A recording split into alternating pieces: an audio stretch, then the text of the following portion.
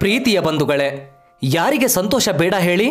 ಒಂದು ನೆಮ್ಮದಿಯ ತೃಪ್ತಿದಾಯಕ ಜೀವನ ಎಲ್ಲರಿಗೂ ಬೇಕು.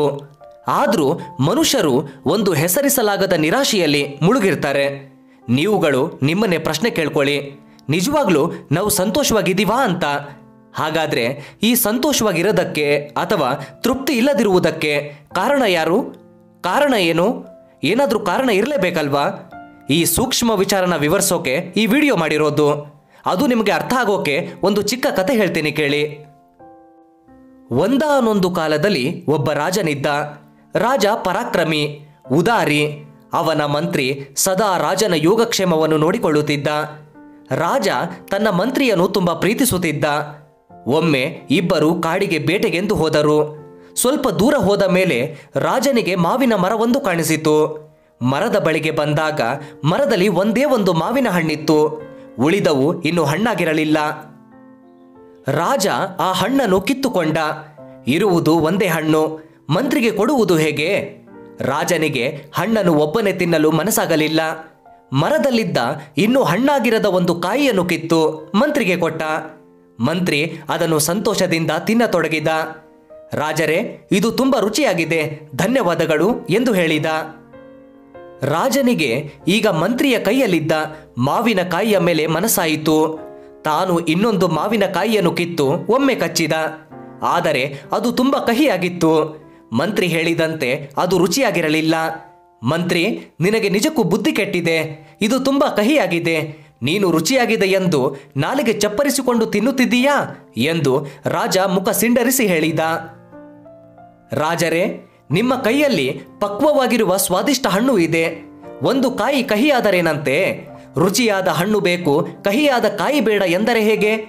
ಎರಡನ್ನು ಸಮಚಿತ್ತದಿಂದ ಸ್ವೀಕರಿಸಬೇಕು, ಆಗಲೇ ಮನಸ್ಸಿಗೆ ಆನಂದ, ನೆಮ್ಮದಿ ಎಂದು ಹೇಳಿದ. ಪ್ರೀತಿಯ ಬಂಧುಗಳೇ, ನಮ್ಮ ಹಿರಿಯರು ತುಂಬ ಸಲ ಹೇಳ್ತಿರ್ತಾರೆ, ಜೀವನ ಒಂದು ಗಾಡಿಯಂತೆ, ಸುಖ ದುಃಖ ಅದರ ಎರಡು ಚಕ್ರಗಳು ಅಂತ. ಆದರೆ ಅದ್ಯಾವುದು ಇದಕ್ಕೆ ತಡಿತಿದೆ? ಅದು ಮನುಷ್ಯನ ಲೋಭ. ನೀವು ಇತಿಹಾಸದಲ್ಲಿ ಗಮನಿಸಿ, ಅಯೋಧ್ಯೆಯ ರಾಜ ಪುರುಷೋತ್ತಮ ಪ್ರಭು ಶ್ರೀರಾಮಚಂದ್ರರಿಗೂ ಲಂಕಾಧಿಪತಿ ರಾಕ್ಷಸ ರಾಜ ರಾವಣನಿಗೂ ಏನು ವ್ಯತ್ಯಾಸ? ರಾಮ ಬಂದಿದ್ದನ್ನು ಸ್ವೀಕರಿಸುವವರು, ರಾವಣ ಹೀಗೇ ಆಗಬೇಕು ಅಂತ ಹಠ ಹಿಡಿಯುವವನು. ರಾಮ ಇರುವ ಅಲ್ಪದರಲ್ಲೇ ತೃಪ್ತಿ, ರಾವಣ ಎಲ್ಲವೂ ತನಗೇ ಬೇಕು, ಇನ್ನೂ ಬೇಕು, ಇನ್ನೂ ಹೆಚ್ಚು ಬೇಕು ಅನ್ನೋ ಲೋಭಿ, ಅತೃಪ್ತಿ. ಯಾರಿಗೆ ಈ ತೃಪ್ತಿ ಇರೋದಿಲ್ವೋ, ಕೃತಜ್ಞತೆ ಇರೋದಿಲ್ವೋ, ಅವರು ಏನೇ ಇರಲಿ, ಎಷ್ಟೇ ಇರಲಿ, ಸುಖ ಸಂತೋಷ ಅನುಭವಿಸೋದಿಲ್ಲ. ಸುಖ ದುಃಖ, ಸಿಹಿ ಕಹಿ, ನೆರಳು ಬೆಳಕು ಇದ್ದಂತೆ. ಇದು ಜೀವನದಲ್ಲಿನ ಏರಿಳಿತಗಳು. ಹೌದು, ನಮ್ಮ ಮನಸ್ಸು ಸದಾ ಸುಖ ಬಯಸುತ್ತೆ, ಸಿಹಿ ಬಯಸುತ್ತೆ, ಹಿತ ಬಯಸುತ್ತೆ. ಅದು ಮನಸ್ಸಿನ ದುರ್ಬಲತೆ. ಅದನ್ನು ಹಾಗೆ ಬೆಳೆಯೋದಕ್ಕೆ ಬಿಡಬೇಡಿ, ಅದರ ಮೇಲೆ ನಿಯಂತ್ರಣ ಸಾಧಿಸಿ. ಪ್ರಾರಂಭದಲ್ಲಿ ಸ್ವಲ್ಪ ಕಷ್ಟ ಅನಿಸುತ್ತೆ, ಹಿಂಸೆ ಅನಿಸುತ್ತೆ. ನಿಧಾನವಾಗಿ ಅದಕ್ಕೆ ತರಬೇತಿ ಕೊಡಿ. ಒಮ್ಮೆ ನಾವು ಆ ಆಯಾಮದಲ್ಲಿ ತಲುಪಿದ್ರೆ ಅದರಷ್ಟು ಸ್ವತಂತ್ರ, ಅದರಷ್ಟು ಹಿತ, ತೃಪ್ತಿ ಮತ್ತೊಂದಿಲ್ಲ. ಪ್ರಯತ್ನಿಸಿ ನೋಡಿ.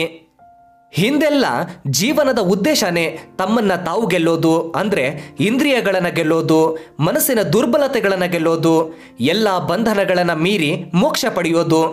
ಅಲ್ಲಿ ಸಿಗುತ್ತಿದ್ದ ಪ್ರಾಥಮಿಕ ಶಿಕ್ಷಣವೇ ಇದಾಗಿತ್ತು. ಅದಕ್ಕೆ ಆಗಿನ ಜನರು ಯಾವುದೇ ಒತ್ತಡ ಇಲ್ಲದೆ ಶುದ್ಧವಾಗಿ, ತೃಪ್ತಿದಾಯಕವಾಗಿ ದೀರ್ಘಕಾಲ ಬದುಕ್ತಿದ್ರು. ಈಗ ನಮ್ಮಲ್ಲಿ ಯುವ ಅವಸ್ಥೆಯಲ್ಲೇ ಸಾವುಗಳಾಗ್ತಿರೋದಕ್ಕೆ ಕಾರಣ ಅಷ್ಟು ದುರ್ಬಲ ಜೀವನ ಶೈಲಿಯಲ್ಲಿ ನಮ್ಮ ಸಮಾಜ ಸಾಗ್ತಿದೆ. ಇದ್ರ ಬಗ್ಗೆ ಯೋಚಿಸಿ ನೋಡಿ. ಶುಭವಾಗಲಿ ಎಲ್ರಿಗೂ.